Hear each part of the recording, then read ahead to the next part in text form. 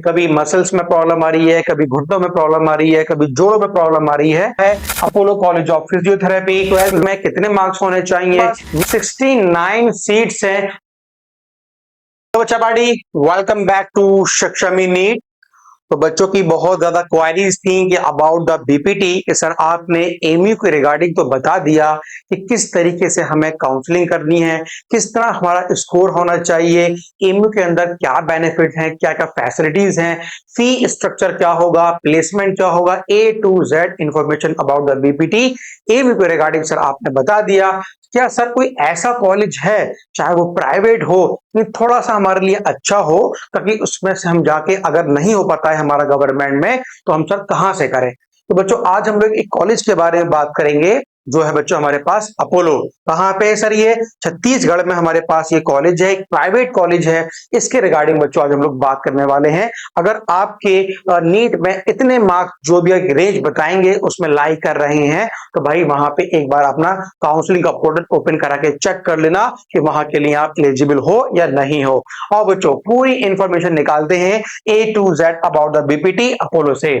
अब बच्चों Apollo college of physiotherapy, और हम बात करेंगे 2026 सेशन के रिगार्डिंग। उस तरीके से बच्चों कंप्लीट इंफॉर्मेशन निकालते हैं। कॉलेज का नाम क्या है? Apollo college of physiotherapy. Location कहाँ है भैया? छत्तीसगढ़ में है। कॉलेज कैसा है? एक प्राइवेट कॉलेज है और जिसके द्वारा से हम अपनी बीपीटी की स्टडी को पूरा प्राप्त यहां से कर सकते हैं। और बच्चों बात करें इसके रिगार्डिंग, सर इसका एलिजिबल क्राइटेरिया क्या होगा?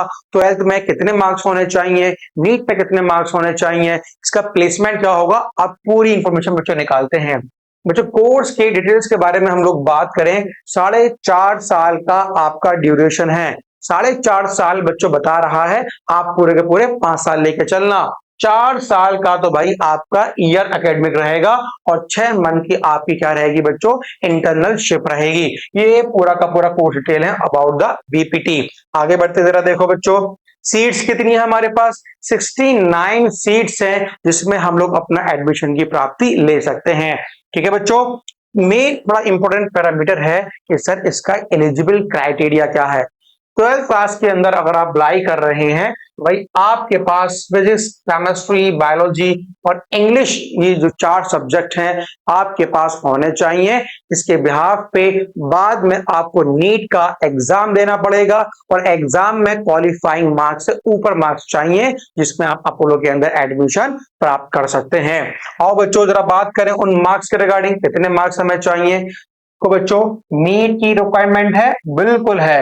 NEET UG qualification is required for BPT and admission. ये तो भैया मस्ट है, मस्ट है। ठीक है। आओ बच्चों बात करें सर कितना इसका एडमिशन प्रोसेस है, स्टेप बाय स्टेप बच्चों जरा चेक करते हैं। पहला भैया स्टेप क्या है? जब आपने 12th कर लिया है, नीट का फॉर्म फिलअप करिए, नीट में अपियर होइए, वहां से बच्चों अपने आराम से पेपर दीजिए। पेपर देने के बाद अब आपको लगता है कि सर इतने मेरे मार्क्स आ रहे हैं कि मैं एलिजिबल हूं काउंसलिंग के लिए, तो भैया अपना पोर्टल को ओपन करके रजिस्ट्रेशन करिए, काउंसलिंग करिए, डॉक्यूमेंट्स को अपलोड करिए, मेरिट लिस्ट प्रिपेयर हो जाएगी, उसमें अपना नाम वगैरह चेक करिए। नाम आ जाता है तो भाई धीमे धीमे करते करते डॉक्यूमेंट्स वेरिफिकेशन, सीट आपको अवेलेबल हो जाएगी। फीस जमा करके अपने एडमिशन की प्राप्ति करके जर्नी को आगे बढ़ाइएगा। ठीक है बच्चों, ये हमारे पास कुछ स्टेप्स थे, कुछ प्रोसेस थे जो हमारे लिए जरूरी थे अबाउट द बीपीटी अपोलो।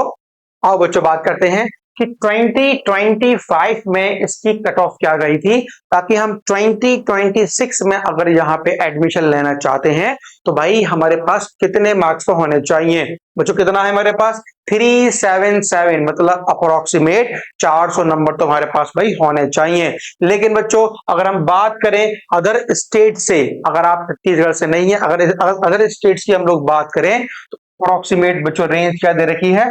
250 के लपेट से ऊपर मार्क्स होने चाहिए, 350 के अंडर में भाई आपके एलिजिबल है about the BPT from the Apollo. ठीक है बच्चों, अगली बात करें सर इसका फी स्ट्रक्चर क्या होगा।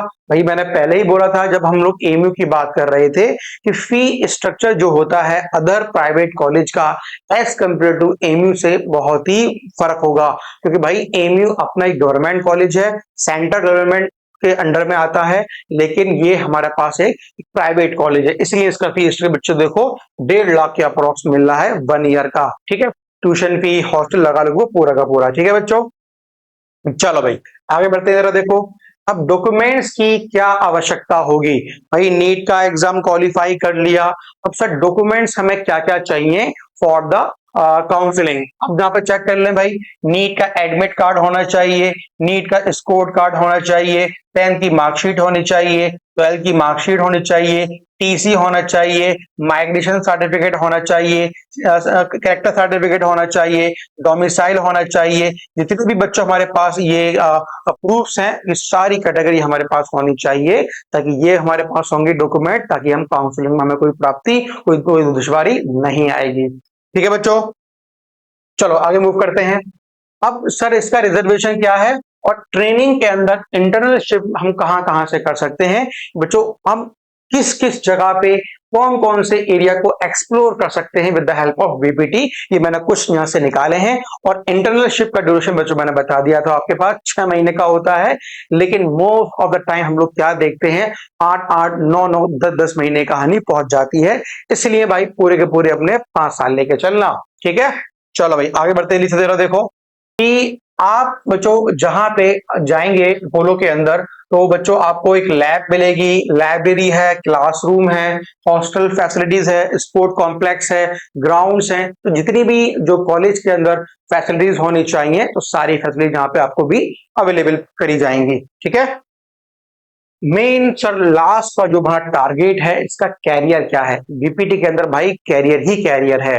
तो क्योंकि अब जो दौर आ रहा है, आप खुद देखो, अगर आप अपना खुद का क्लिनिक खोल लो फिजियोथेरेपी के लिए, तो भाई जो एजेड लोग होते हैं, कभी मसल्स में प्रॉब्लम आ रही है, कभी घुटनों में प्रॉब्लम आ रही है, कभी जोड़ों में प्रॉब्लम आ रही है, उनके लिए तो भाई आप बहुत ज्यादा बेनिफिशियल रहते हैं।